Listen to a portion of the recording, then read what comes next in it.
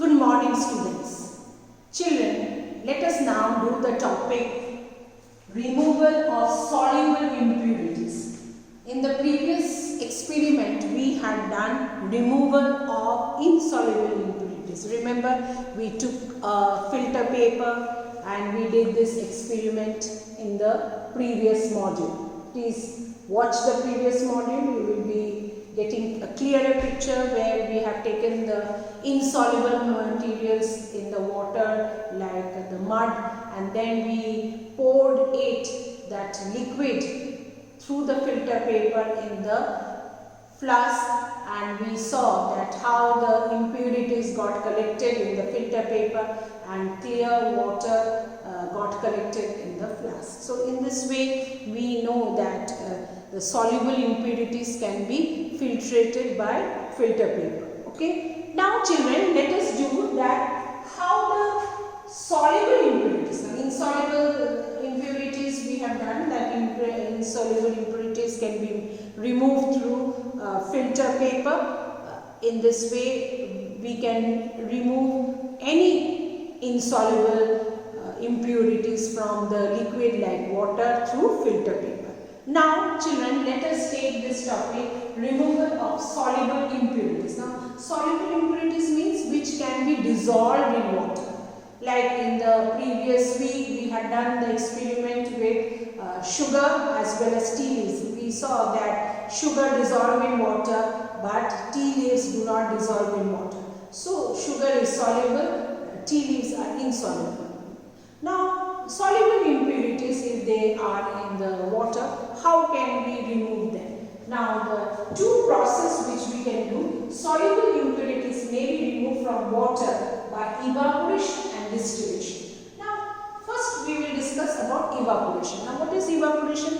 Children, I think you have heard this word evaporation a lot of times during our previous year's chapters when we discussed about the water cycle. Now what happened as we discussed that the water evaporates when it gets heated, isn't it? During the summertime all the water bodies get heated due to the heat of the sun and they start moving up because they get evaporated. Okay, so evaporation is a way of cleaning up the water. Now in evaporation what we do, the process of changing of water or any other liquid, maybe water is one form of liquid, it can be many other liquid, to vapor by heating is called evaporation.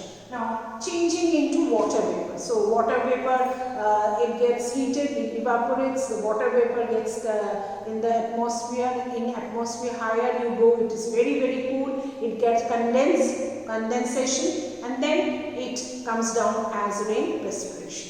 Now in this way you know that this is our water cycle. Same thing we do with water at home also. When we take a pan, a saucepan where we boil the water, we see that the water starts boiling and it gets heated and it starts moving up as steam, isn't it? But if you keep a cover, the lid on the pan, you will see that droplets of water get collected, and that is when you cool down again it becomes liquid. So this is a process in different forms it changes. We have done this in the solid, liquid and gas. So evaporation can be done in a large scale, and in this process you can change water or any other liquid to vapor by heating and evaporation. Now you will say if it becomes vapor, how will you get the clear water?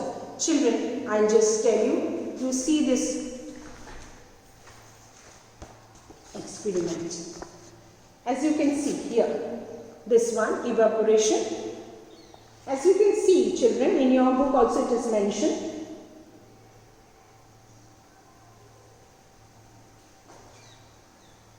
Now what you have to do, you have to take some water in a beaker and dissolve 2 teaspoons of salt in it. Take some of this salt solution in a dish and heat it. You will see that the water evaporates, leaving behind the salt in the dish. So this is evaporation. So you can see we have taken a china dish, any sort of bowl you take some salt, put it in the water and you just stir it, immediately it will dissolve. So take some table salt is your the salt you eat, and dissolve it in water. Immediately it dissolves. Now pour the salt into a china dish. This is your china dish.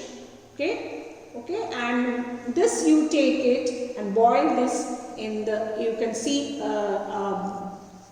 here you can see a spirit lamp, that is a burner sort of, you find it in the chemistry lab. So you boil this water, and what happened after some time, you will see that it starts boiling and it starts evaporating and steam comes out. So what happened, after a few minutes you will see that the whole water has evaporated, there is no more water and only salt is left. And what salt is left behind this china dish. So this is by which you can clean the impurities in the water. So these are the process of changing this when you take out the soluble impurities from the water. And what happened, the water you take it in another way and another container, and you just get the clean water, and salt is separated. So this can be done at home also, isn't it? You take a pan, you put the salt water boiling, and you see that it steams there, it gets heated and it forms steam. You just put the lid, and you will see that water droplets have been collected. That is your clear water. Okay, and the salt which had dissolved in the water will get collected in the pan, and it will be remaining, and you get the pure water, that is the soluble impurities have disappeared. So in this way, soluble impurities can be removed through evaporating. So evaporation, boiling the water or the liquid and taking out the impurities which had dissolved in the liquid can be done through evaporation. Thank you.